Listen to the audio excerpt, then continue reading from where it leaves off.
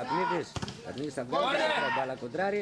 Θα βγει εκεί τώρα ο Σαράπος με την κάνει με το φάουλ για την ομάδα εκεί. Ο Καπνίδης θα φτάσει στον Καπνίδη. Θα απομακρύνει, Καραγιάννης προλαβαίνει την μπάλα εκεί με το καπνάκι, τροφοδοτεί τον Καπνίδη. Καπνίδης θα κάνει την πάσα για τον Καραγιάννη. Καραγιάννης τώρα εκεί για τον Αρτάν. Αρτάν τώρα από τα αριστερά. Θα κάνει και τη σέντρα, αλλά θα περάσει το απευθεία σουτ. Η μπάλα είναι out. Σουτ που έγινε εκεί από τον Καπνίδη, η μπάλα θα περάσει out. Τώρα και θα κάνει και την τρίπλα μέσα στην περιοχή της Ηλιανίδης. Θα αποφύγει και τον Γιάννη Κουκλού. Θα γυρίσει και την μπάλα, αλλά θα περάσει το πλασέ. Θα διώξουν οι παίκτες του Σκότα πάνω από τη γραμμή με τον Κιαχίδη. Στο σουτ που έγινε από τον Καπνίδη. Ο Σκότης θα φύγει για τον Τζιλιανίδη, αυτός για τον Καπνίδη. Καπνίδης και πάλι για τον Τζιλιανίδη.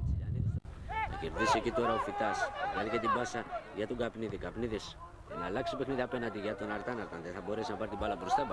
Μιχαηλίδης πίσω η μπάλα για τον Φιτά. Φιτάς θα βγάλει τη βαθιά μπαλιά. Και που πάει η μπάλα περνάει. Καπνίδης τώρα το πλασέ και η μπάλα είναι στα δίχτυα. Το πλασέ που έγινε εκεί από τον Καπνίδη. Η μπάλα θα καταλήξει στα δίχτυα και ενώ οι παίκτες της ομάδας Ξάρτης ζήτησε